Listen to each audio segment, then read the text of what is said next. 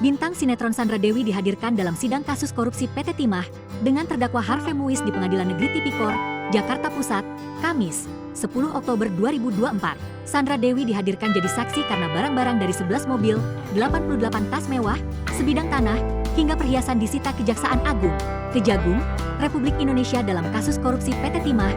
Harvey Muiz Sandra Dewi menyampaikan kepada majelis hakim bahwa ada barang-barang yang tidak disita oleh penyidik Kejagung, Republik Indonesia. Yang tidak disita hanya cincin tunangan dan cincin kawin pemberian dari suami saya. Itu tidak saya kasih saat mau disita. Kata Sandra Dewi, Sandra menyebut dirinya tidak memberikan cincin tunangan dan cincin kawin kepada penyidik karena barang itu adalah tanda pengikat pernikahannya dengan Harvey. Saya tidak kasih karena cuma barang itu yang dikasih sama suami saya, Harvey Muiz.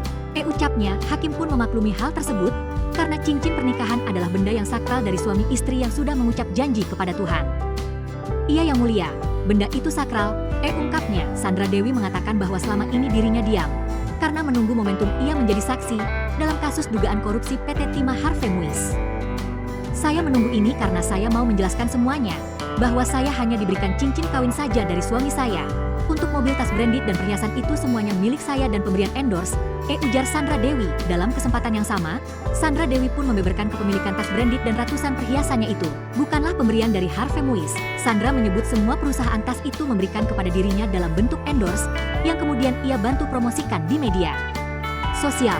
Kemudian, hakim mau memintai keterangan dari saksi lain, namun Sandra memanggil hakim ketua bahwa ada satu jenis barang lagi yang belum ditanyakan. Sandra pun menceritakan bahwa 141 perhiasan yang disita penyidik bukan pemberian dari Harvey dengan aliran dana dugaan korupsi, melainkan milik dirinya sendiri. Pemberian endorsement perhiasan itu diterima Sandra Dewi untuk dipromosikan di media sosial yang tertuang dalam bentuk kerjasamanya.